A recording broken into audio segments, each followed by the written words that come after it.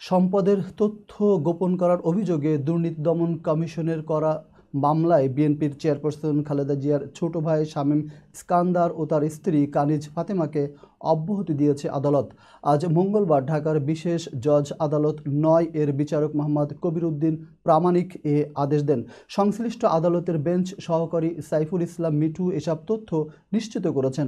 সাইফুল ইসলাম মিঠু বলেন, আজ এই মামলায় আসামিদের বিরুদ্ধে অভিযোগ গঠনের জন্য ধার্য ছিল। আসামিপক্ষের আইনজীবীরা এই মামলা দায় হতে তাদের অব্যাহতি চেয়ে আবেদন করেন। রাষ্ট্রপক্ষে এর বিরোধিতা করা হয়। উভয় পক্ষের শুনানি শেষে আদালত তাদের মামলার দায় থেকে অব্যাহতি দেন। এদিন শুনানি চলাকালে শামীম ইস্কান্দার ও তার স্ত্রী আদালতে হাজির ছিলেন। সম্পদের তথ্য চেয়ে ২০০৭ সালে শামীম ইস্কান্দারকে নোটিশ দেয় দুদক, কিন্তু সে নোটিশের পর সম্পদের তথ্য গোপন করার অভিযোগে তার বিরুদ্ধে অনুসন্ধান শেষে মামলার সিদ্ধান্ত নেয় দুদক। ২০০৮ সালে রমনা থানায় মামলা করে সংস্থাটি।